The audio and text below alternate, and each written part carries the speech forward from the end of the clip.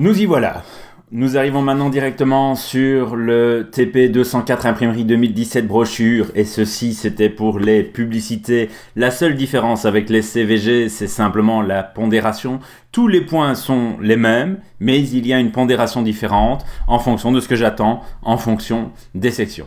Donc briefing 204 ici, mise en page d'une brochure, d'une maquette d'une brochure et on va avoir ici les contraintes techniques. Alors on va regarder en vitesse le contenu, oui, page intérieure plus couverture, jusque là vous me suivez, format fini, fermé, j'espère que vous êtes déjà quand même à ça. Texte réel et complet mis en page, alors là ce qui est important c'est qu'on avait enlevé en publicité une certaine partie du texte parce que sinon il y avait beaucoup trop de texte. 6 images minimum de produits, couverture et packshot. Alors dans cette partie-là, voilà, ce qui va être important pour moi par rapport à ces images, c'est qu'elles soient, si possible, en quadri pour la plupart et qu'elles soient en 300 dpi au format 1:1. Qu'est-ce que ça veut dire? Ça veut dire que quand j'ai mon image qui fait 5 cm sur 6 cm dans InDesign, eh bien, elle est à 300 dpi à ce format-là. Alors si vous vous posez la question ici, je vais créer le document sous vos yeux ébahis. Donc je vais ici mettre une marge en haut, une marge de tête et je vais joyeusement lui mettre une de 100, un petit fond ici donc qui est à l'intérieur du document et je vais lui mettre un petit fond de 12, un grand fond ici que l'on va garder petit à 100 pour dire, à 10 mm pardon, et ici en bas eh bien je vais me mettre 25 mm, voilà, wow, je vais y arriver, 25 mm de marge. Et donc ici maintenant sur le côté, alors pourquoi est-ce que je mets des marges aussi petites? Ici ce n'est pas 100, c'est 10. Pourquoi est-ce que je mets des marges aussi petites? Pour une raison simple, parce que le format est petit. On est sur du 135 par 190, il faut quand même pousser pas mal de choses dedans, donc je me laisse respirer ici dans le bas de mon document, je devrais peut-être même ici, on va laisser respirer un peu plus sur le haut, mais à gauche et à droite, je vais essayer d'exploiter le plus de surface possible. Ensuite, les fonds perdus ici, je vais mettre 3 mm partout, n'oubliez pas vos fonds perdus s'il vous plaît, faites-moi un document, vous pouvez les rajouter, on va le voir après, vous allez pouvoir rajouter et modifier les fonds perdus après coup si nécessaire. Maintenant, je vais créer le document qui fait 12 pages, voilà mon document, vous voyez que les 15 mm ici au-dessus ne sont pas bons, donc je vais regarder directement dans ma palette page ici, je vais même venir sur mon gabarit A et modifier les marges sur mon gabarit A, marge et colonne, ici, page, marge et colonne, et là je peux modifier ici, vous voyez que j'ai oublié un 1, ça sera beaucoup mieux comme ça, voilà, beaucoup plus équilibré, et ici j'avais mis 12 et je pense que je vais mettre 15 ici à l'intérieur, oui, beaucoup plus équilibré aussi. Ça va, par contre ici j'avais mis une gouttière, donc c'est l'écart entre les différentes colonnes, j'avais mis une gouttière de 9 points. Je vais faire un compromis ici et faire une gouttière de 8 points pour avoir simplement une gouttière un peu plus fine parce que c'est un document, encore une fois, un format petit. Maintenant, j'ai mon document ici. Alors, je vous avais dit, vous pouvez à tout moment, donc là, je suis sur mon gabarit actuellement. Je vais revenir maintenant sur ma page 1, qui est ma première de couverture, et je vais pouvoir venir ici dans format du document, fichier, format du document, et ici, je vais pouvoir prendre dans format du document, je vais pouvoir sélectionner, vous voyez que je peux changer les différentes informations, nombre de pages, numéro de la première page, le format du document en lui-même et les fonds perdus. Donc si vous avez oublié les fonds perdus, je vous invite à aller dans fichier, format du document et directement, ici format de document et directement changer pour mettre 3 mm de fonds perdus. Alors quand on parle de fonds perdus, ça veut dire qu'il ne suffit pas d'avoir quelque chose qui vient comme ceci à proximité du bord. Ce qui est important ici, c'est d'avoir une image qui vient au minimum aux environs ici des 3 mm. Alors une autre chose qui va être importante aussi, c'est de ne pas avoir quelque chose qui part comme ça dans tous les sens. Alors pourquoi est-ce que ceci n'est pas réellement intéressant? Pour des petits documents comme ceci, ça n'a vraiment aucune importance. Pour des gros documents, ça veut dire que vous insérez tout ceci, par exemple une image. Ici, vous insérez une image gigantesque et InDesign doit prévisualiser cette image à chaque fois. Donc encore une fois, sur un document d'une centaine de pages, vous allez avoir cette mauvaise surprise d'avoir un document qui va être ici super lourd à charger parce qu'il va devoir calculer toute cette partie ici qui est totalement inutile. Et si vous faites ceci, eh bien ça lui fait beaucoup moins de pixels à calculer. Donc voilà, ça c'était une petite information supplémentaire comme vous les adorez avec Monsieur Zinzen. Donc ici 6 images minimum et alors maintenant on va regarder au niveau des images, je vais importer une image pour que l'on voit ici un peu, on va pas aller dans Saint-Luc comme, on va carrément aller dans imprimerie directement. Et on va aller dans la banque d'images d'imprimerie, banque d'images. Que va-t-on prendre ici? On va prendre banque d'images, vous voyez que j'en ai plein, général, et je vais prendre, celle-là, tiens, hop, voilà. Donc je vais importer cette image, voilà, dans mon bloc qui est ici. Alors ce qui va être important maintenant dans InDesign, on avait vu le contrôle en amont, on en parlera tantôt, mais ce qui va être important ici dans InDesign, c'est d'aller voir dans la palette lien. Voilà, c'est cette palette-ci qui est ici, la palette lien. Et la palette lien va être ici disponible dans, dans fenêtre, ici, et lien. D'accord? Et donc la palette lien vous donne plein d'informations super intéressantes sur le lien que vous avez sélectionné. Donc vous allez probablement avoir plein de liens ici. Vous allez pouvoir voir ici le nom du lien, le format, la page, l'espace colorimétrique qui ici n'est pas juste, donc il va falloir que je modifie ce fichier pour qu'il soit en CMJN. Ici, l'état OK, on est content. La taille du document, mais surtout ici, on va regarder plus bas et on a des PPP réels et PPP effectifs. Et c'est cette partie-là qui va vraiment nous intéresser. Et les dimensions en pixels. Et en fait, ce que vous allez devoir regarder, ça n'est pas les PPP réels, mais les PPP effectifs. Donc les DPI effectifs. Qu'est-ce que ça veut dire? Eh bien, je vais sélectionner cette image maintenant ici et je vais dézoomer. Vous voyez qu'elle est beaucoup plus grande. Ça va? Hein, on constate très clairement qu'elle est beaucoup plus grande que le simple endroit là où on la voit. Mais regardez ce qui va se passer au niveau des PPP effectifs quand je vais diminuer la taille de cette image. Donc je vais diminuer la taille de l'image. Et dès que je vais lâcher la souris, boum, 623. Donc les PPP réels, c'est un rapport entre les dimensions en centimètres de l'image qui ont été définies dans Photoshop et la résolution que l'on a, le nombre de pixels que l'image contient, pardon. Donc c'est la résolution ici de 240 dpi. Et ça, c'est la résolution définie pour l'image indépendamment d'InDesign. Mais quand je suis dans InDesign ici, je change les dimensions de cette image et en modifiant les dimensions de cette image, je modifie les PPP effectifs. Et donc ici, vous voyez que j'avais une image qui était à 240 dpi. Maintenant, je vais la réagrandir un peu ici, par exemple, pour la mettre en pleine page. Voilà. Et je vais maintenant, avec cette image-ci, si je la replace comme ceci, voilà, j'ai mes deux pieds qui sont là, eh bien, ces deux pieds sont en 476 dpi, ce qui est bon, il n'y a pas de problème. 476 dpi, c'est parfait pour mon document ici. Donc, c'est ça que j'attends de vous ici dans le document. Alors, on va regarder ici parce que ça se trouve dans... où est-ce que j'avais mis ça? Dans la résolution, par rapport à la résolution des images, donc c'est dans dossier numérique, fichier PDF, utilisation, paramètres de césure, PPP effectif des images importées pour l'impression. D'accord? Donc voilà, maintenant je continue ici. Utilisation des gabarits. Alors l'utilisation des gabarits, vous venez de le voir et vous l'avez vu avec Madame Canella. Les gabarits, c'est ce que l'on va trouver ici dans... Voilà. C'est ce que l'on va trouver ici au-dessus dans la palette page. Et quand je dis utilisation des gabarits, ça veut dire que vous pouvez double-cliquer sur le gabarit, ajouter des choses ici dans le gabarit et un numéro de page par exemple, ou le nom de Ducrot ici, où il se décarcasse en fond, ou même une ligne ou quelque chose. Vous pouvez avoir autant de gabarits que vous le souhaitez, peut-être pas 12, c'est pas forcément logique.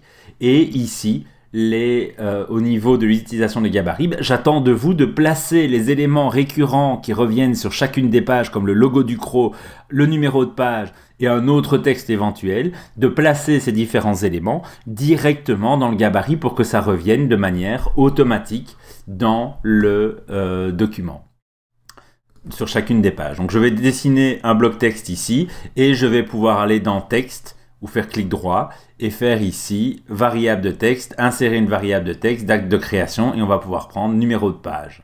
Ça va, le numéro de l'image, il ne me le propose plus. Dernier numéro de page, alors on va faire autrement, clic droit, ici, insérer, voilà, marque, pardon, voilà, je suis content de le trouver, numéro de page active. D'accord? C'est une variable de texte un peu particulière, donc il la met ici. Voilà. Et alors, il y avait toutes les autres variables de texte dont on avait déjà parlé avant, hein, pour pouvoir placer par exemple le nom du document à la fin. Je vous demande de mettre le nom du document sur la 4e de couverture. Là, vous pouvez le faire. D'accord? Donc voilà. Donc ici, j'ai mon numéro de page. Vous voyez qu'il me met un petit A parce que je suis sur le gabarit A. Et donc maintenant, ici, si je viens, eh bien, je vais avoir à chaque fois, vous voyez, mon numéro de page qui change à chacune des pages. Mais Madame Canella va probablement déjà expliquer. Donc je reviens ici. Donc je veux que vous utilisiez les gabarits quand ça se justifie. Si vous devez faire sur 6 pages quelque chose, une même opération à chaque fois, d'accord? Même si c'est des doubles pages, ça fait 3 fois. Mais encore une fois, c'est une maquette. Vous allez peut-être avoir ici un livre de recettes de 64 pages. Donc 2 styles de composition différents, c'est quoi? Ça, je vous en avais déjà parlé. Hein, ça veut dire que c'est pour ça que j'ai mis 6 colonnes. C'est pour pouvoir construire ici une mise en page, par exemple, en 3 colonnes ici.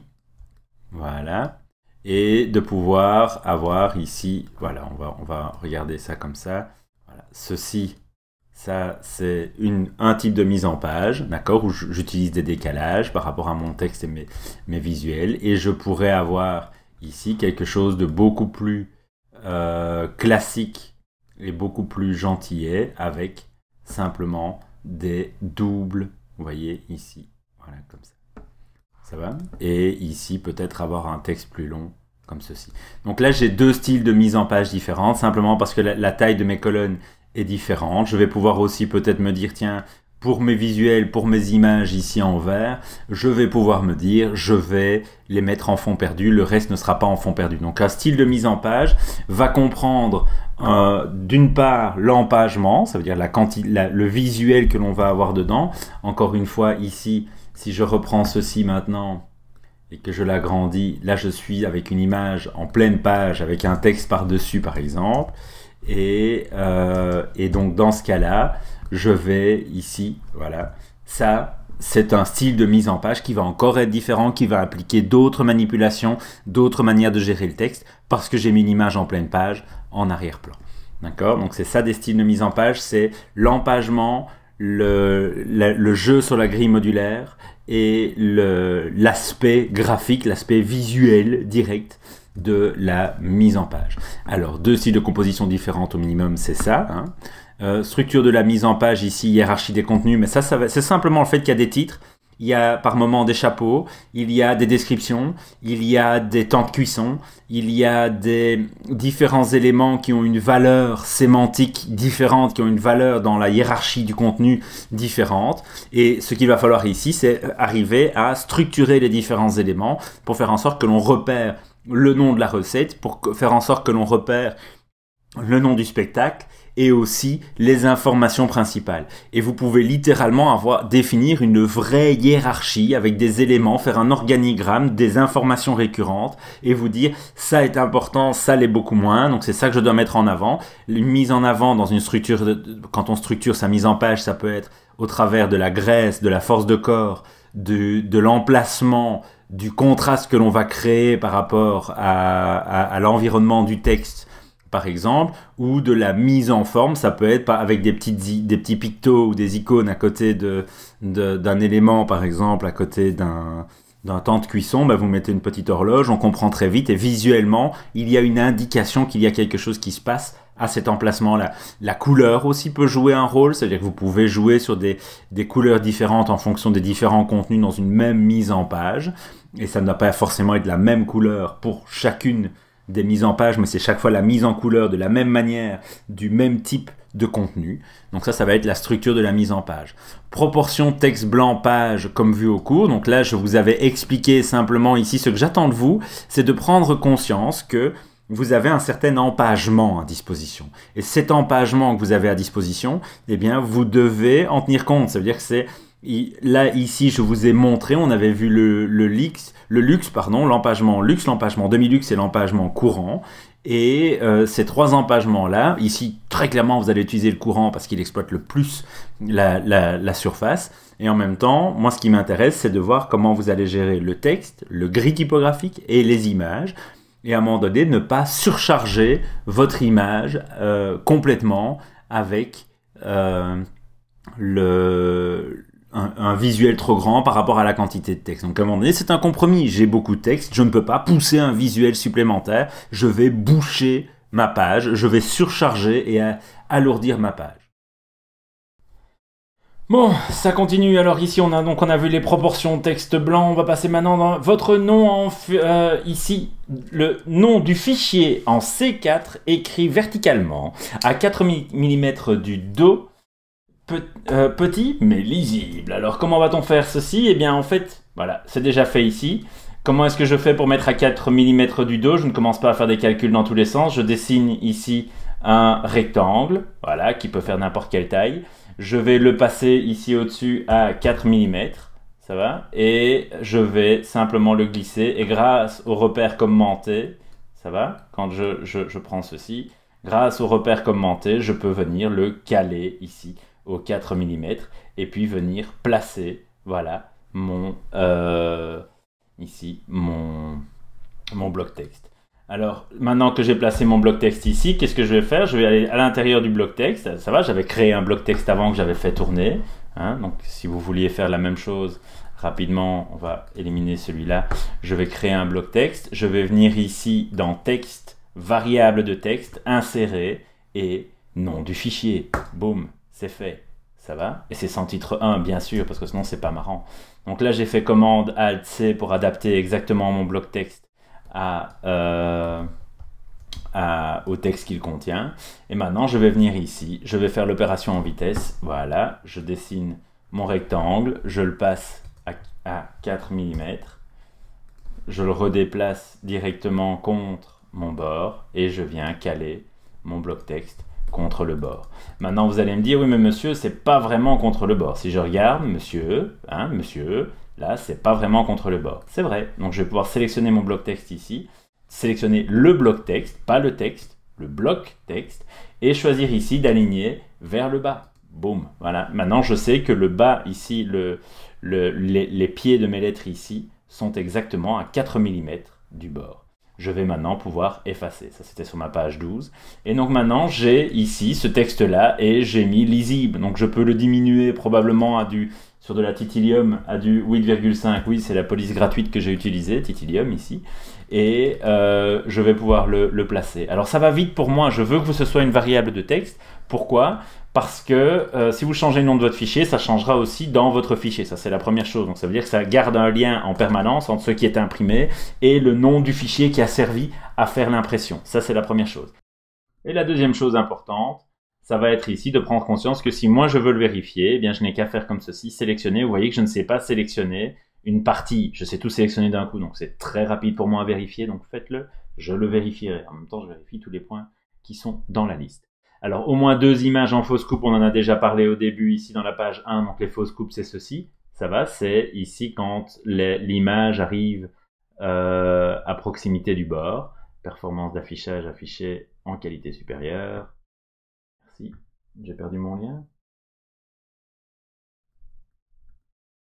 Non. Bizarre. La qualité d'affichage est assez mauvaise. Alors ici, un petit truc. Donc, vous voyez que j'ai placé mon image. Elle vient jusqu'au fond perdu. Donc, comme je vous l'ai déjà dit, n'allez pas au-delà. Ne commencez pas à mettre des images qui dépassent comme ça. Alors, pourquoi? Parce que vous allez passer beaucoup de temps à travailler visuellement sur la mise en page telle qu'elle est là. Et le problème, c'est que si vous laissez votre image comme ça en grand, déjà, ça va polluer visuellement votre composition. Vous n'avez plus la composition qui correspond plus ou moins à ce que vous faites. Et ensuite, InDesign, il doit générer tout ceci à chaque fois en preview. Mais ça, j'en ai déjà parlé avant. Donc ici, je vais venir systématiquement essayer de me coller aux 3 mm si possible, de ne pas trop dépasser. Et alors ici en dessous, vous allez me dire, oui mais monsieur, regardez, mon image elle est bien placée et j'ai un problème, elle ne va pas jusqu'au bout. Donc comment c'est-il que je fais pour arriver à tirer mon image? Parce que si je regarde ici, même si j'étends mon bloc, mon image, elle s'arrête. Alors là, il y a un truc. C'est un truc, voilà. En fait, à quoi servent les fonds perdus? Ils servent à éviter que quand on coupe, quand on rogne votre document, on ne voit une ligne blanche qui apparaît dans sur le bord de votre document parce que la couleur n'est pas allée jusqu'au bout. Et bien alors ici, l'objectif c'est simplement d'avoir de la couleur et si possible la même que celle du pantalon. Donc ce que je vais faire, c'est commande C, commande Alt majuscule V qu'il y ait édition collée en place. coller sur place. Et donc là, c'est collé au même endroit. Donc j'ai 2 fois la même image, en fait, maintenant. Et je vais être paresseux et je vais faire, ici, symétrie par un axe horizontal. Bam!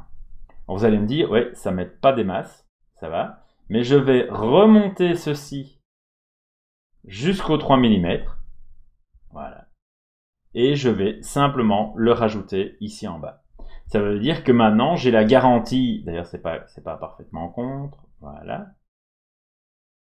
J'ai la garantie que quand on va couper, eh bien, j'aurai ces 3 mm là avec de la couleur. C'est tout ce qui est important. Une couleur où la personne qui ouvre le document ne va pas faire « Oups, là, ils ont oublié quelque chose ». C'est que ça ne sert que à ça, les fonds perdus. Donc vous pourriez utiliser ça comme ça. Alors, typographie, espace personnalisé au minimum dans les titres et dans les sous-titres. Alors, les espaces personnalisés, ça va être justement la gestion ici des espaces, ça va, de l'approche, comme il l'appelle ici, pour les titres. Alors, pour cette partie ici, justement, donc j'ai sélectionné, vous voyez que je suis à moins 30. C'est tout ce que je vous demande, c'est d'essayer à un moment donné d'avoir une réflexion sur le texte que vous mettez en œuvre, que vous mettez en page.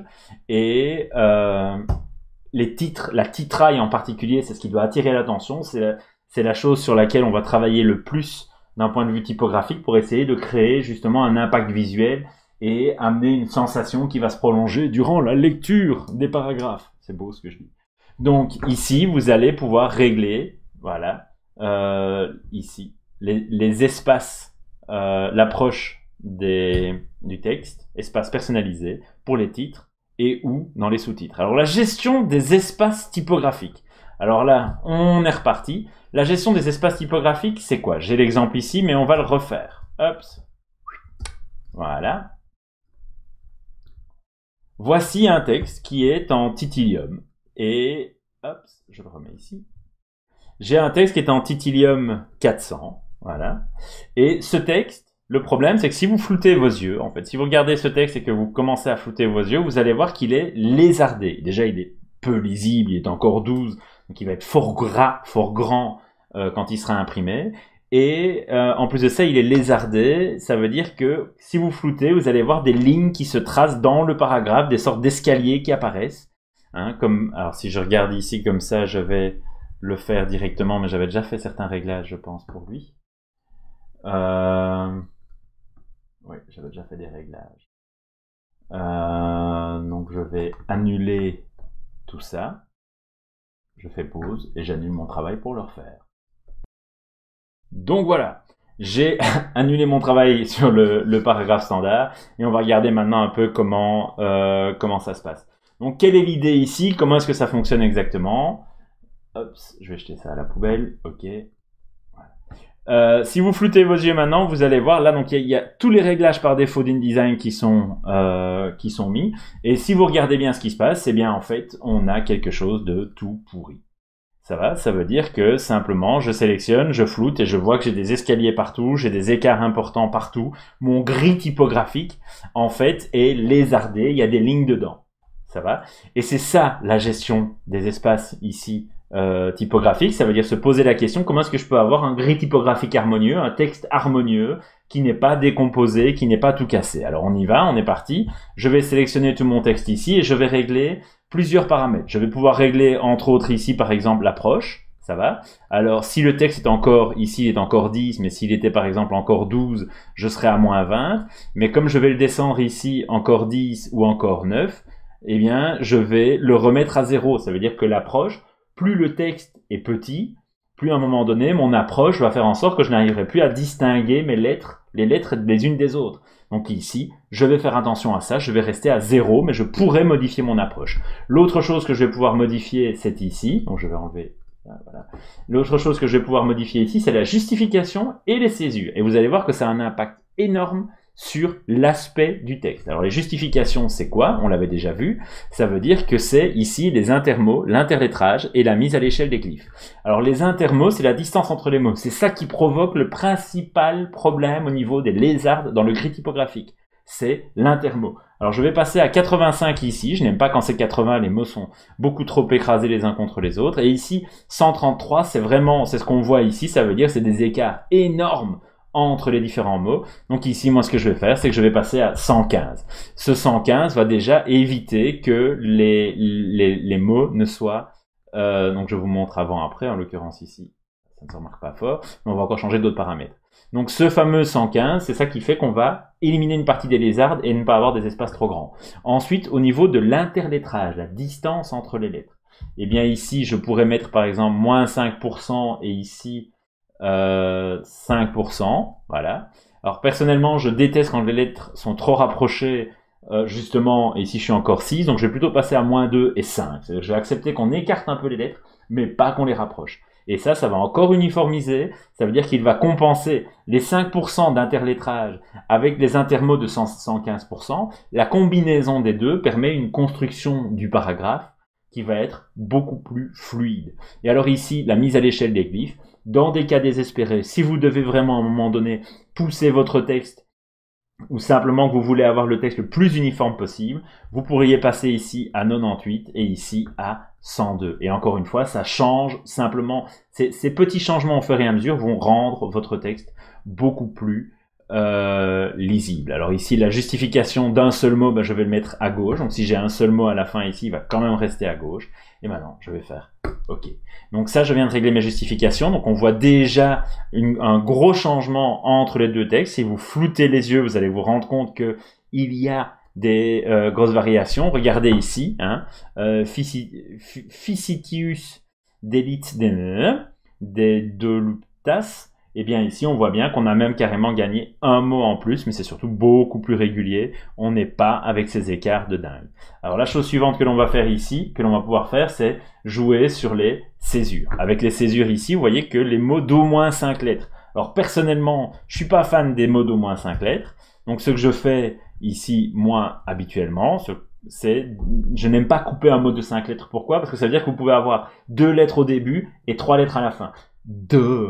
Mais en même temps, au-delà de ça, ça veut dire que avec 2 lettres, on ne sait pas commencer un mot. On ne sait même pas se dire qu'on va le finir. Ça n'est pas, entre guillemets, 2 lettres ne représentent pas une information suffisante pour pouvoir comprendre que c'est le début d'un mot. Donc, personnellement, ça c'est moi, voilà. Alors, certains vous donneront du 5-2-3-3, ou du 5-3-3, mais voilà. Moi, je travaille en 6-3-3-3, et vous pourriez même ici passer à du 4 pour imposer justement d'avoir 4 lettres comme ici au début à chaque fois. Ça va? C'est aussi imaginable. Voilà. Hop. Donc ça c'est simplement une question de ici. Voilà, boum, vous voyez qu'il a changé tout mon paragraphe ici parce que j'ai mis 4. C'est simplement une question de préférence visuelle. Et alors ici, je vais privilégier le meilleur espacement possible.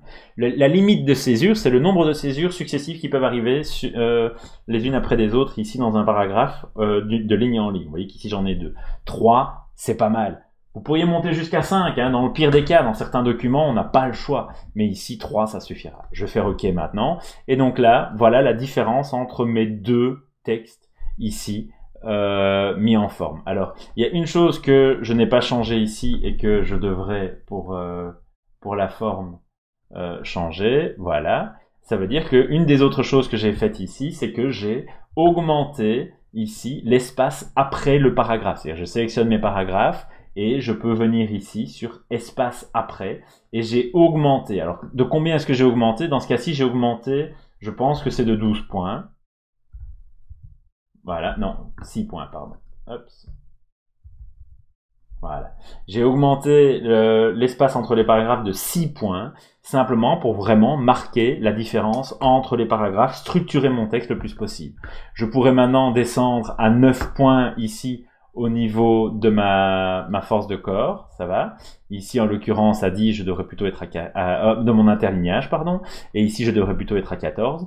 Et voilà 2 textes ici très différent, c'est le même texte, mais si je floute mes yeux, il y en a un dont le gris typographique est uniforme, ça va, je vais flouter mes yeux, il y en a un qui va être harmonieux, avec un espace entre les mots bien rythmé, qui va faire assez régulier que pour que mon œil arrive à passer d'un mot à l'autre, et l'autre où ça part dans tous les sens, Et en plus de ça, je ne sais pas marquer la différence entre mes paragraphes. Donc, gestion des espaces typographiques, ça va dépendre. Ça veut dire que vous avez peut-être changé des paramètres dans la justification parce que votre police vous le permet. Vous avez peut-être changé des paramètres dans les césures parce que vos colonnes sont un peu plus larges. Ça, c'est à vous de voir. Ça varie d'une police à l'autre, d'une force de corps à l'autre. Et donc vous allez pouvoir peut-être même vous dire ici, voilà, tant qu'à faire, je vais même augmenter de 10 ici mon approche, simplement pour que ça respire un peu plus, vu que mon texte est plus petit. Donc vous voyez que la gestion des espaces typographiques, c'est faire en sorte d'avoir un gris typographique agréable et une lecture agréable du texte. Ça va? Une bonne manière de tester aussi, c'est d'imprimer. Imprimer simplement des feuilles comme ça avec votre texte placé directement. Alors pourquoi? Eh bien, simplement pour vous garantir d'avoir sur papier, de bien visualiser ce que ça représente. Ça va? De comprendre exactement ce que vous avez sous les yeux, parce que à l'écran, pour l'instant, vous pouvez travailler comme ça et à aucun moment vous n'allez vous dire que c'est trop petit. Ça va? Quand en fait, ici, si je dézoome et que je dézoome à 100%, voilà à quoi ça va ressembler. Vous regardez en vidéo en plus, mais bon. Et justement, c'est extrêmement dur à l'écran d'évaluer des forces de corps. Donc, s'il vous plaît, prenez le temps d'imprimer au moins une fois quand vous avez fait vos réglages comme ça pour percevoir la différence. Donc maintenant que j'ai fait ceci, j'ai changé ici l'aspect de mon paragraphe standard, ça va, j'ai géré mon gris typographique et j'ai fait une gestion des espaces typographiques. Et donc maintenant, ce que je vais pouvoir faire ici, c'est, alors moi c'est mon habitude, soit je crée un nouveau style de paragraphe qui sera comme le body, que je vais appeler body text, ça va. Alors j'avais déjà créé un body text ici, donc je vais cliquer dessus, boum, et vous voyez que les paramètres sont quasiment les mêmes que celui-là, mis à part la force de corps. Et alors ici, par contre, moi, ce que je fais d'habitude, mais ça c'est de la paresse de ma part, j'ai bien que Madame Canella vous demande body text, donc faites body text, je vous montre simplement, eh bien je vais venir sur paragraphe standard, clic droit, redéfinir le style. Alors qu'est-ce que je viens de faire? Eh bien vous voyez que tout a changé d'un coup. Je sais pas si vous avez remarqué que je reviens en arrière, j'ai toutes mes colonnes qui sont ici, j'ai mes deux autres colonnes, je vais faire clic droit, redéfinir le style, et en fait, tous les paragraphes standards maintenant viennent de changer d'aspect. Si je fais un copier-coller d'un texte dans InDesign à partir de maintenant, il sera copié-collé comme mon paragraphe standard, ça veut dire comme mon texte courant, comme mon body text. Ça va? Donc, utiliser le style de paragraphe standard comme body text, c'est un bon plan. Et pour ça, vous faites votre mise en forme, et puis vous faites clic droit, et vous pouvez redéfinir, ici, clic droit, redéfinir le style. Bam! C'est fait. Et donc maintenant, copier-coller, et ça roulera à chaque fois. J'aurai toujours la bonne mise en forme pour mon texte courant. Donc voilà. Donc ici, ça, c'est fait. C'est bon. Alors, interligne personnalisée, bah, ça, je l'ai fait ici. Hein. Vous voyez qu'on n'est pas sur les 100 pas, on n'est pas sur de l'automatique. Ça veut dire qu'il y a une vraie réflexion sur mon interlignage. En l'occurrence, ici, je pourrais même passer à du 13,5. Voilà. C'est peut-être un tout petit peu plus agréable. D'accord. Voilà, peut-être 13,2. Donc là, ce que je fais ici, c'est que j'essaye de voir simplement si mon œil arrive à passer d'une ligne à l'autre sans avoir trop de distance entre mes lignes qui fait qu'il se perd et qu'il n'arrive pas forcément à trouver la ligne suivante, et que le gris typographique ne soit pas non plus, ne ressemble pas à un code barre parce que j'ai trop d'espace entre chacune de mes lignes. Ça va? 13, c'était bien en fait. Voilà. Donc voilà. Donc me voilà maintenant avec ceci, les interlignes. Choix de polices différentes. Alors la chose que vous devez retenir simplement, c'est que si vous prenez des polices différentes, faites en sorte de ne pas mettre deux polices qui se ressemblent super fort l'une à côté de l'autre. Ça veut dire ne prenez pas une Arial et une Helvetica ou deux polices à empattement et de les placer l'une à côté de l'autre dans votre texte. Faites en sorte qu'il y ait quand même une distinction visuelle, qu'il y en ait une qui soit beaucoup plus grasse que l'autre, par exemple, si ce sont des polices à empattement ou avec ou des je vais y arriver, des polices à bâton, des sens sérifs, simplement pour faire en sorte, donc choisissez des polices pour lesquelles l'œil va spontanément arriver à faire la différence. Et ne les mettez pas trop près l'une de l'autre si elles se ressemblent, ou si elles le sont, elles doivent vraiment justement, elles ont peut-être les mêmes caractéristiques, mais ne se ressemblent pas du tout. Mais si vous mettez deux polices, par exemple, sans sérif, l'une à côté de l'autre, eh bien, la problématique que vous allez avoir, c'est qu'à un moment donné, la personne qui lit, le cerveau ne va pas se dire, tiens, c'est une police différente, ça se voit, je le sais. Votre cerveau va simplement se poser la question, mais qu'est-ce qui se passe? Pourquoi est-ce que j'ai cette autre sensation? Pourquoi est-ce que d'un coup, mon code a un tout petit peu changé? Ça va? Et ça pose problème, justement, parce que ça diminue la lisibilité. Hop, voilà.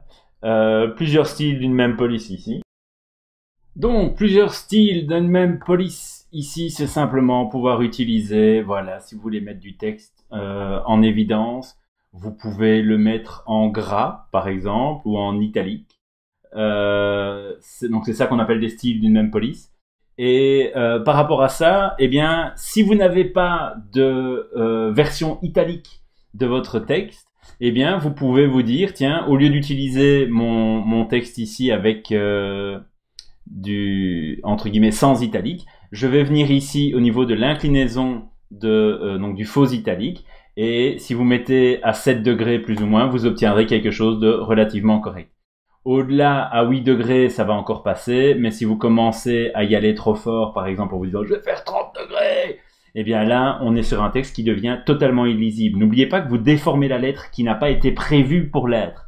Ça veut dire que 7 degrés ici, on fait la distinction entre les deux textes, on ressent une distinction entre les deux, mais la lettre n'est pas suffisamment déformée pour que l'on commence à voir apparaître des choses bizarres au niveau des contrepoinçons, ça veut dire les trous dans les lettres, dans le O, dans le A, dans le E par exemple, où on voit des choses bizarres qui commencent à apparaître si on déforme trop la lettre. Donc encore une fois, 7, même jusqu'à 10%, vous serez encore correct. Mais au-delà de ça, à un moment donné, vous allez trop modifier la lettre. Et ça, c'est dans le cas où vous n'avez pas de version italique ici. Donc voilà, utilisation des puces et numérotation dans un style de paragraphe au minimum. Alors là, par contre, c'est assez rapide. Alors, ce qu'il faut bien comprendre à propos des styles de paragraphes, des puces et numérotation, c'est qu'elles fonctionnent avec des paragraphes justement. Donc ici j'ai mes paragraphes, ça va, j'ai mes marques de paragraphes, j'ai fait commande Alt-I pour faire apparaître mes caractères masqués. Vous pouvez aussi aller dans texte ici et masquer les caractères masqués ou afficher les caractères masqués, ça va. Et alors ici, donc ça n'est pas dans affichage, et ici vous allez pouvoir maintenant sélectionner deux paragraphes par exemple, en faisant attention à bien sélectionner la marque de paragraphe, et on va pouvoir venir ici au-dessus à droite, dans puces et numérotation. Alors ce qui va être intéressant dans puces et numérotation, voilà, je sélectionne des puces et je vais pouvoir maintenant commencer à choisir ici à quoi ressemblent mes puces et numérotation. Alors deux manières, vous voyez qu'ici j'ai ma tabulation qui fait bouger mon texte, d'accord? Personnellement, je suis pas un grand fan des puces et numérotation comme ça, c'est-à-dire que la puce doit être beaucoup plus visible pour qu'on la remarque. Alors, qu'est-ce que je fais moi? J'ai un retrait à gauche que je vais augmenter, par exemple de 3, c'est largement suffisant. Et attention, maintenant j'ai un retrait de première ligne, et là je vais aller dans l'autre sens, et je vais descendre à -3. Si j'essaie d'aller plus loin, de toute façon il me dit que ça ne va pas aller. Et ici maintenant, j'ai une puce, voilà, et vous voyez que ça marque clairement, ici, la puce, et donc je vois très clairement que j'ai une puce ou une numérotation visible. Alors, qu'est-ce que je vais faire maintenant? Parce que je vous demande à ce que ce soit au minimum, c'est dit ici, dans un style de paragraphe. Eh bien, j'ai mon style de paragraphe standard ici, qui est comme ceci, et j'ai mes puces et numérotation, et actuellement, la seule différence entre mon paragraphe standard et mes puces et numérotation, c'est les puces. Tout le reste, la force de corps, le texte, c'est exactement la même chose. Alors, je vais prendre la peine ici de mettre, voilà, je vais descendre à 10, de faire du texte en italique pour mes puces et numérotation, et j'ai mon paragraphe standard, mais avec un petit plus ici. Et ce petit plus, en fait, il me dit, attention, il y a une différence entre le paragraphe standard et le texte sélectionné. Ok, je vais créer un nouveau style de paragraphe, je clique sur le petit post-it qui dit un nouveau quelque chose, et je vais double-cliquer sur mon nouveau style de paragraphe, que je vais appeler puce, voilà, avec une majuscule, Monsieur Zinzen a mis une majuscule. Donc, ici, puce, et je vais pouvoir maintenant, attention, c'est là que ça devient vraiment sympa avec InDesign, je vais pouvoir sélectionner d'après paragraphe standard. Ça veut dire que maintenant, je vais avoir toutes les caractéristiques du paragraphe standard, sauf les choses que j'ai modifiées. Et ça fait une vraie grosse différence quand on travaille sur un document long. par exemple, parce que ça veut dire que si je change quelque chose dans mon paragraphe standard, la force de corps, ou si je change la graisse, ou si je change l'interlignage, les puces et numérotations vont suivre. Ça veut dire qu'à part pour les différences qui sont ici, vous voyez qu'il y a style de paragraphe standard plus. Et là, j'ai des choses, des changements entre par rapport au paragraphe standard. Donc, les puces et numérotations vont garder leurs caractéristiques, mais elles empruntent les caractéristiques du paragraphe standard ou du body text. Et ça, c'est vraiment sympa quand on veut faire des modifications sur tout à un moment donné, sans trop se prendre la tête, en sachant que les puces et numérotations vont suivre. Il n'y a pas besoin de repasser dessus. Donc voilà. Donc pour le reste, je ne change rien ici. Je vais faire OK. Et j'ai maintenant créé un nouveau style de paragraphe puce. C'est ça que j'attends de vous. Et si je change maintenant, j'ai mon paragraphe standard qui est ici. D'accord? Je vais d'ailleurs, celui-là, le remettre, tac, correctement. Je vais changer mon paragraphe standard. Et si on regarde le changement que je vais opérer, je vais changer ici, par exemple, la force de corps. Tac. Voilà. Je suis descendu à 8. Et vous avez vu que mes puces et numérotations ont changé en même temps. Et ça, c'est super sympa. Donc voilà. Donc ça, c'est dit. Puces et numérotations, c'est couvert. Donc ici maintenant le bloco, on en a déjà parlé en long, en large et en travers. Et la seule chose sur laquelle je veux insister, c'est que si vous avez refait d'autres blancos pendant votre travail ici, pendant les vacances, s'il vous plaît, prenez ces blancos, numérotez-les, datez-les, mettez même l'origine du blanco. J'ai acheté ça chez Ava, j'ai acheté ça chez Schleiper. Et mettez le grammage et les informations sur le papier pour la couverture et pour les pages intérieures. Ça veut dire que, en gros, si logiquement vous faites 10 blancos, vous devriez pouvoir retrouver celui que vous avez sélectionné. Vous devriez pouvoir rapidement remettre la main sur le blanco, le bon. Ça va? Et pas vous retrouver devant une table avec 10 blancos dessus à faire non! Ça va? Numérotez-les, datez-les, c'est encore mieux. Marquez l'emplacement où vous les avez achetés, comme ça c'est non, je sais plus, je suis allé en chercher chez Ava, je suis allé chercher chez Schleiper, je ne m'en sors plus, je sais plus quoi faire. Voilà. Donc ici, attention au format fini. Le format fini, c'est après rognage. Ça veut dire que, n'oubliez pas qu'il y a une rogneuse à l'école. Hein. Donc même si vous imprimez ailleurs ou chez vous, il y a une rogneuse à l'école. Vous pouvez rogner maintenant vos documents correctement. Donc moi, je prends le document fini et je le mets dans un gabarit. Et s'il est plus grand que le gabarit, là, c'est catastrophe. S'il est plus petit que le gabarit, c'est un tout petit peu moins catastrophe, mais quand même un peu.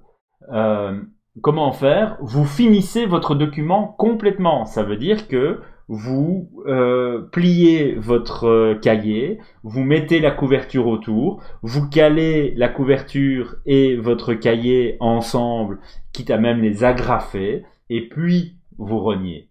Ça va? Et puis seulement vous rognez l'ensemble. C'est comme ça que vous aurez un document bien fini, avec les bords bien alignés et pas l'effet de pointe au bout des feuilles, au bout des pages de votre document. Reliure, piqûre à cheval, agrafe. Soin et finition, forcément, si vous me faites ça à la tronçonneuse. Voilà. Hein, donc les coups de cutter à répétition parce que ça faisait trop de feuilles en même temps à couper et que ça posait problème. Voilà. Ici, information papier et fournisseur, ça c'était pour le blanco. Mais ça va aussi, tout ce que je viens de dire ici, va aussi s'appliquer à la maquette de présentation. Ça va? J'ai un peu zappé un truc. Alors, présentation plano ici, donc l'intérieur sur support. Donc ça, c'est simplement, vous ne pliez pas, vous ne découpez pas, vous imprimez simplement le document ici, ce document-ci, qui est le document d'imposition. Les deux documents d'imposition, vous me les imprimez comme ceci, vous me les rendez en recto verso. Donc en gros, normalement, vous faites deux impressions. Je lance une première impression, je garde ça pour une version technique, je lance une deuxième impression, et celle-là, je la découpe pour en faire une maquette. Donc voilà ici, rien d'extraordinaire. Format brut, oui. CMJN obligatoirement, hein, vous n'imprimez pas en noir et blanc. Fond perdu avec trait de coupe. Alors ce qui est important pour moi ici, c'est que au moment où vous allez exporter, j'en arrive à ceci, hein, au moment où vous allez exporter votre document ici, je vais faire une phrase aussi. Au moment où vous allez exporter votre document, je m'attends à ce que vous l'exportiez. Je reviens ici, je vais faire commande E, ok, enregistrer, remplacer, et je m'attends à ce que vous veniez ici dans repères et fonds perdus et à ce que vous cochiez, c'est là que c'est super important pour moi, à ce que vous cochiez ici trait de coupe, oui, mais aussi ici en dessous, utiliser les paramètres de fond perdu du document. Ça, c'est super important aussi.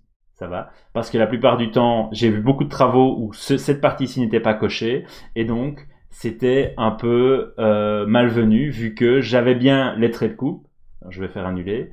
Je vais vous montrer ici ce que ça donne. Donc les traits de coupe, n'oubliez pas qu'ils servent à faire en sorte que l'on coupe et que l'on n'ait pas justement de blanc. Et ici, j'ai vu plusieurs travaux pour les cartes de visite où, eh bien, j'avais quelque chose qui ressemblait à ceci. Ça va? Voilà. Ça ne me sert à rien. C'est ridicule. Il faut les fonds perdus et les traits de coupe pour que ça ait du sens. Ça va? Ceci n'est pas acceptable quand vous exportez en PDF. Donc, vous devez cocher les deux, traits de coupe et utiliser les fonds perdus. Ça va? Ou mettre 3 mm, mais c'est plus facile de cocher. Donc ici, les informations à propos du document PDF, comme faire annexe. Donc ici, ça c'est dans votre document ici d'imposition, les deux documents d'imposition. Je vous donne information sur le document avec variable de texte comme faire briefing. Donc vous pouvez aller directement dans le gabarit, sélectionner ceci et insérer ici texte, insérer variable de texte, nom du fichier comme on l'a fait tantôt. Et là vous allez directement vous retrouver, voilà, avec le nom du fichier. C'est suffisant pour moi comme information sur le document. Je veux simplement que vous preniez conscience qu'il est nécessaire de faire ça. Alors, je vois bien ici que vous êtes en train de vous gratter la tête en vous disant « Mais bon sang, il a déjà mis les pages dedans, on va jamais en sortir, il nous a pas expliqué comment faire. » Donc je vais vous expliquer comment faire. C'est dans dossier numérique ici, ça va. Dans dossier numérique, on va regarder et dossier d'assemblage, et c'est surtout la partie ici, donc pour le fichier technique en lui-même, pour le PDF, pour ceci, comment faire. Alors, comment faire pour placer ici dedans les bonnes pages.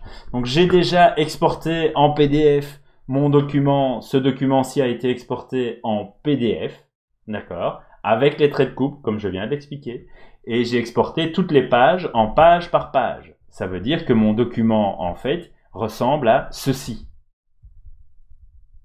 Voilà. Ça, c'est mon document exporté en PDF en page par page. Ça va? Et donc maintenant, je vais revenir ici dans imprimerie, et là on va repasser sur la vidéo 2 secondes pour que je vous rappelle comment on prévoit son imposition. Voilà la vidéo, bienvenue, coucou. Et donc ici je vais essayer de... Bah, tant pis, j'aurai l'air sombre. J'ai ma feuille que je vais plier en 4. Je vais ensuite prendre le temps de numéroter chacune de mes pages une à une, comme ceci, ça va. Et quand j'ai numéroté toutes mes pages comme ceci, avec mon cahier plié en 4, on en a déjà parlé en classe, eh bien je vais redéplier et je vais maintenant pouvoir avoir, j'ai l'impression de faire un tour de magie, je vais maintenant pouvoir avoir ici le 1, le 8, et donc j'ai mon imposition qui est faite, en fait, ça va. Alors on va toujours commencer le recto avec la page 1, c'est le plus logique, ça va. Et on va essayer d'avoir la page 1 lisible, attention, ce n'est pas la couverture, c'est la page 1, ça va. Donc la page 1 de l'intérieur, donc en l'occurrence ça va être la page 3. Donc monsieur Zonzen est arrivé à se planter, donc je vais le refaire ici. Donc je vais commencer à ma page 3, 4, 5, 6, 7, dans votre fichier InDesign, ça va, 7, 8, 9 et 10. Voilà. Donc maintenant, je vais pouvoir ouvrir. Je vais commencer à la première page qui n'est pas réellement la première, mais qui est en l'occurrence ici ma page 3. Et je vais pouvoir prendre ma page 3 qui est ici. Et avec cette page 3 maintenant, je vais pouvoir faire mon imposition. Donc je n'ai plus qu'à importer mes pages du PDF que j'ai exporté en page par page et à importer chacune des pages de mon PDF dans ce document directement. Alors on repasse dans le document ici et je vais sélectionner, je vais prendre ma feuille sous mes yeux et je vais regarder ici et je sais que ma page 3 va être en bas à gauche. Donc ici je vais venir ici dedans, je vais faire commande D, je vais venir chercher TP2 ici exemple 2018, je vais aller chercher ma page 3 qui est celle-ci, d'accord, et je vais l'importer, boum, ici dedans. Alors il me l'importe avec mes traits de coupe, c'est parfait. Je vais maintenant tourner ma page 3 comme ceci. Et je vais, attention, là c'est relativement simple, ça va? Donc elle est, en l'occurrence, est-ce que je l'ai tournée dans le bon sens? Non. Elle doit être comme ça. Hein, je vérifie. J'ai mon fichier ici. Est-ce que ma basket est vers le haut? Elle est vers le haut. Donc, ici, voilà. Donc c'était dans le bon sens. Voilà. Donc ça, ici, c'est le bas de ma page. Et maintenant, ce que je vais faire, c'est que je vais venir ici en bas. Je vais non pas sélectionner mon bloc, mais je vais sélectionner l'image qui est à l'intérieur. Et vous voyez que j'ai mes traits de coupe. Et alors, j'ai travaillé pour faire en sorte que si vous glissez les coins extérieurs directement sur de votre image, directement sur les coins du bloc, eh bien, ça se met correctement. Donc ici, donc je recommence ceci, hop là, j'ai mon image à l'intérieur, je prends mon image et je viens la caler sur mon bloc et boum, tout se met correctement. Je vais pouvoir faire la même chose ici, je dois insérer la page 10, je viens chercher ma page 10, voilà, je ne réfléchis même pas, je la prends, ici, hop, je fais tourner, et je vous l'ai dit, je prends mon coin super extérieur, donc c'est le coin qui est là, je vais venir comme ceci, zoomer dessus, l'amener ici, et vous allez voir les traits de coupe, tac, qui se mettent correctement, directement. Donc c'est ça l'idée. Ça va? Et donc vous allez pouvoir faire ça pour toutes les pages ici. Je vais pouvoir sélectionner celui-ci, faire commande D, je sais que je dois mettre la page 7. Ça va? Ok, 7. Zéro réflexion. Mais alors là, par contre, c'est à quoi je dois faire attention, c'est que la page 10 et la page 3 étaient orientées avec le bas de la page à gauche, et ici c'est l'inverse, le bas de la page doit être à droite. Ça va? Donc je vais prendre ma page 7, qui en l'occurrence est blanche, mise à part, encore une fois, je regarde ici, mes traits de coupe, hein, dans mon cas à moi, et hop, je le mets dessus, vous voyez que les traits de coupe s'alignent parfaitement à chaque fois. Ça va? Si je masque mon calque ici, trait de coupe, boum, vous voyez que c'est parfaitement aligné. Donc c'est fait pour, d'accord? C'est étudié pour que vous ayez quand même relativement facile, mais que vous puissiez intégrer vos pages et que vous soyez obligé une fois dans votre vie d'intégrer vos pages. Je vais prendre ma page 6 ici, c'est totalement inintéressant ce que je suis en train de faire. Donc voilà, parce que ce sont des pages blanches, pas parce que c'est faire une imposition. Et vous voyez que j'aligne à chaque fois les coins extérieurs et tout le reste va s'aligner correctement. Ça va? Donc voilà, et après vous pouvez faire la page suivante, vous retournez votre feuille et vous faites la page suivante. Donc voilà, je re-regarde ici maintenant ce qu'il y a encore d'autre. Ah oui, donc ici, oui, utilisation de la grille modulaire, mais c'est simplement ce que Madame Canella vous a expliqué. Paramètres de césure et justification, on l'a vu ici dans la gestion des espaces typographiques. PPP effectif des images importées pour l'impression. Donc là, je reviens ici 2 secondes. J'ai expliqué au début de la vidéo. Et les profils colorimétriques des imports des fichiers. Le FOGRA 39. Vous n'avez probablement pas l'ISO-Coated V2 disponible. Il faut le télécharger. Donc ne vous prenez pas la tête. Le FOGRA 39, c'est bon tant que ce n'est pas du FOGRA 27. Et alors ici, le contrôle en amont, on en a déjà parlé en classe. Une chose importante par rapport au contrôle en amont, s'il y a quelque chose qui vous dérange, comme par exemple la modification localisée des styles de paragraphes, que j'ai coché volontairement, qui va vous générer un paquet d'erreurs. Comme je vous l'avais dit au cours, dans ce cas-là, s'il vous plaît, allez dans le contrôle en amont et décochez-le. Comme ça, il ne vous ennuie plus. Soyez proactif par rapport au contrôle en amont. C'est la raison pour laquelle il est coché. C'est pour que soit vous lisiez l'erreur et vous réfléchissiez en vous disant c'est pas grave, soit que vous regardiez l'erreur et que vous vous dites j'en ai vraiment pas besoin et que vous alliez le modifier. Allez dans ce contrôle en amont et appliquez-le et je le veux dans le dossier numérique, vous me le sauvegardez, vous me le renommez. Vous ne devez pas absolument le modifier, c'est pas une obligation, mais par contre si vous ne l'utilisez pas, vous aurez un paquet d'erreurs dans le sens où vous aurez probablement des images en RVB, vous aurez probablement des images qui ne sont pas en 300 dpi, vous aurez probablement des fonds perdus qui ne s'alignent pas bien, et forcément je serai sauvage, vu que je vous ai fourni un moyen automatisé de vérifier votre fichier en temps réel. Donc voilà, j'espère que j'ai répondu à la plupart des questions. Si vous en avez encore, n'hésitez pas à m'envoyer un email. Bon travail, courage, et voilà. Au revoir.